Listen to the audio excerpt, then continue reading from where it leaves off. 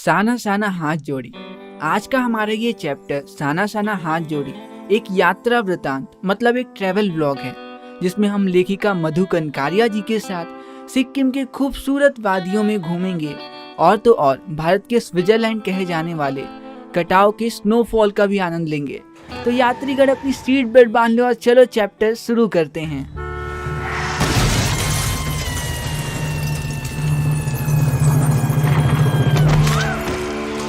कहा था ना सीट बेल्ट बांध लो। अच्छा, हमको सिखा रिया है। ये यात्रा शुरू होती है जब लेखिका मधु कनकारिया जी अपनी दोस्त मणि के साथ ट्रेन से होते हुए सिक्किम की राजधानी गैंगटॉक पहुंचती हैं। गैंगटॉक खुद में एक बड़ा ही खूबसूरत हिल स्टेशन है जो लेखिका का दिल जीत लेता है। लेखिका गैंगटॉक को मेहनती बादशाहों का शहर भी बताती हैं, क्योंकि वहाँ के सभी लोग बड़े ही मेहनती हैं। और जब शाम के वक्त लेखिका पहाड़ में बसे गैंगटॉक से नीचे के शहरों को देखती हैं तो उन्हें घरों की टिमटिमाती लाइटों को देखकर ऐसा प्रतीत होता है जैसे आसमान नीचे जमीन पे आ गया हो। वैसे अगले दिन मौसम साफ ना होने के कारण लेखिका कंचनजंगा की चोटी तो नहीं देख सकी, परंतु आसपास खिले ढेर सारे खूबसूरत फूलों को देखकर वे खुश हो जाती हैं। वह उसी दिन गैंगटॉक से 149 किलोमीटर दूर यूमथांग देखने अपनी दोस्त मणि और वहीं के एक लोकल ड्राइवर जितेंद्र नार्गे के साथ रवाना हो जाती हैं। वैसे जितेंद्र नार्गे ड्राइवर के साथ साथ एक अच्छे गाइड भी थे। गैंगटॉक से यूमथांग को निकलते ही लेखिका को एक कतार में लगी सफ़ेद सफ़ेद बौद्ध पताकाएं दिखी जो ध्वज की तरह फहरा रही थी। लेखिका को गाइड जितेंद्र नार्गे ने बताया कि जब किसी बौद्ध की मृत्यु हो जाती है तो उसकी आत्मा की शांति के लिए शहर से दूर किसी भी पवित्र स्थान पे 108 श्वेत पताकाएं फहरा दी जाती हैं। इन्हें उतारा नहीं जाता, ये खुद ब खुद नष्ट हो जाती हैं। और कई बार नए शुभ कार्य की शुरुआत में रंगीन पताकाएं भी फहरा दी जाती हैं। थोड़ी देर बाद आगे चलकर लेखिका की दोस्त मधु जी को एक कुटिया के भीतर घूमता हुआ चक्र दिखाई दिया, जिसे धर्म चक्र या प्रेयर व्हील भी कहा जाता है। गाइड जितेंद्र नार्गे ने बताया कि इसे घुमाने से सारे पाप धुल जाते हैं। जैसे जैसे वे लोग ऊंचाई की ओर बढ़ने लगे वैसे वैसे बाजार, लोग और बस्तियां आंखों से ओझल होने लगी। थोड़ी देर के बाद जितेंद्र नार्गे जीप को बड़ी ही खूबसूरत जगह पर रोकते हैं, जहां सामने लगातार बहते झरने थे, नीचे पूरी वेग से बह रही तिस्ता नदी थी और आसपास के खूबसूरत फूल प्राकृतिक सुंदरता में चार चांद लगा रहे थे। तभी लेखिका का ध्यान वहाँ कुछ गरीब औरतों पे पड़ा जो पेड़ पे बच्चे बांधे पत्थर तोड़ रही थी।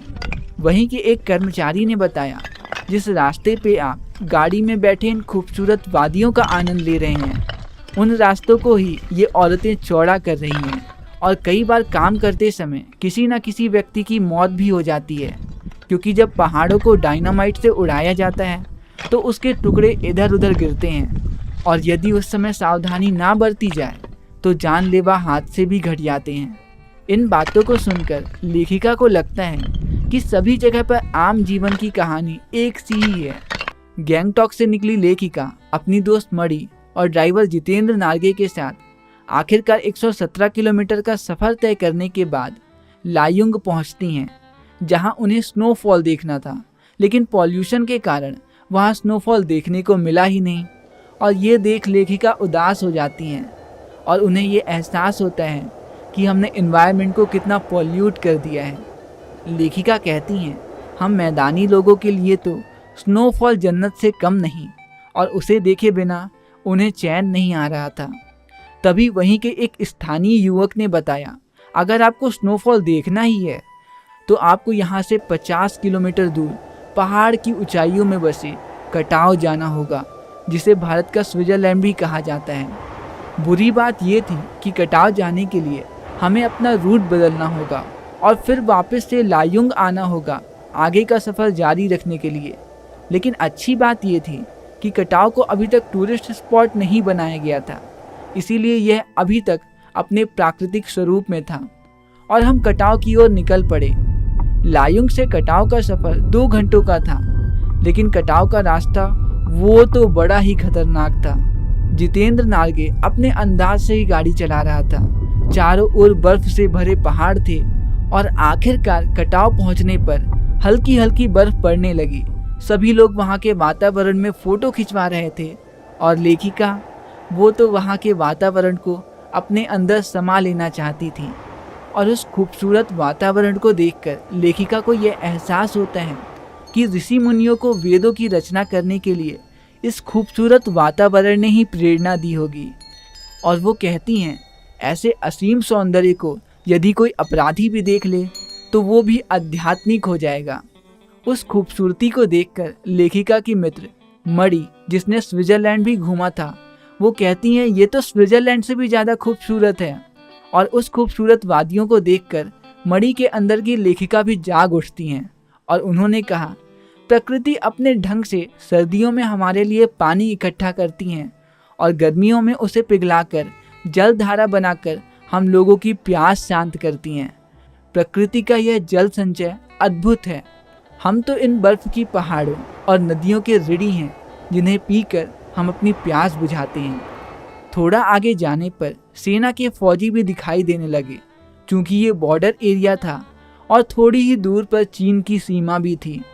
लेखिका फौजियों को देखकर उदास हो गई। उन्हें ये एहसास हुआ, जब मार्च में इतनी ठंड है तो दिसंबर और जनवरी की जमाने वाली ठंड में वहाँ वो किस तरह रहते होंगे।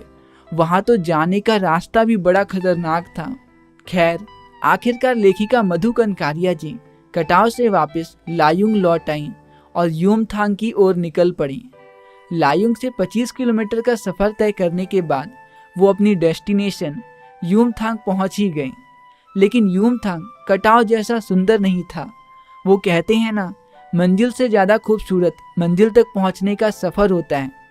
वैसे आप इस खूबसूरत सफ़र में किसके साथ इन खूबसूरत वादियों का आनंद लेना चाहोगे, मुझे नीचे कमेंट्स में बताना ज़रूर। तो बस यहीं पे ख़त्म होता है हमारा ये प्यारा सा चैप्टर साना साना हाथ जोड़ी। ऑल्दो साना साना हाथ जोड़ी का मतलब होता है छोटे छोटे हाथ जोड़कर, जो कि लेखिका एक नेपाली लड़की से सीखी थी। तो चलो इस चैप्टर में कुछ MCQ क्वेश्चंस कर लेते हैं जिनके एग्ज़ाम में आने की प्रोबेबिलिटी बहुत हाई है। तो ये रहा पहला सवाल आपकी स्क्रीन पे। गैंगटॉक में सफ़ेद सफ़ेद श्वेत पताकाएं किस अवसर पर फहराई जाती हैं? ऑप्शन ए, शांति के अवसर पर। ऑप्शन बी, त्यौहार के अवसर पर। ऑप्शन सी, शोक के अवसर पर। या ऑप्शन डी, युद्ध के अवसर पर। और आपका 5 सेकंड का काउंटडाउन शुरू होता है अब।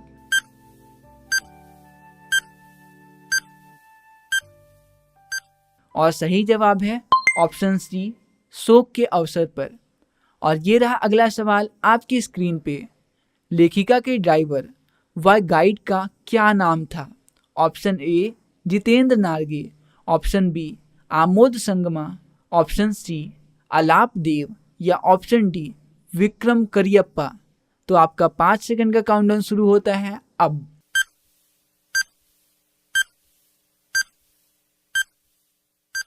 और सही जवाब है ऑप्शन ए, जितेंद्र नार्गे। और ये रहा अगला सवाल आपकी स्क्रीन पे। यूमथांग गैंगटॉक से कितनी दूर है? ऑप्शन ए, 146 किलोमीटर दूर। ऑप्शन बी, 148 किलोमीटर दूर। ऑप्शन सी, 149 किलोमीटर दूर। या ऑप्शन डी, 152 किलोमीटर दूर। तो आपका 5 सेकंड का काउंटडाउन शुरू होता है अब।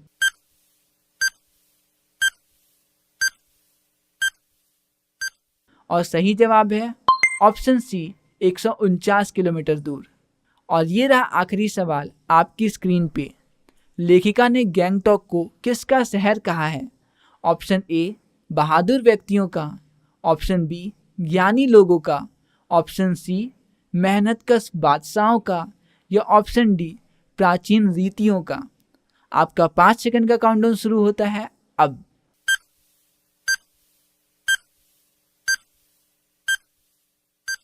और सही जवाब है ऑप्शन सी, मेहनतकश बादशाहों का। तो बस यहीं पे ख़त्म होता है हमारा ये प्यारा चैप्टर। मिलते हैं अगली वीडियो में अगले चैप्टर के साथ, और तब तक के लिए दीजिए मुझे इजाज़त। नमस्कार।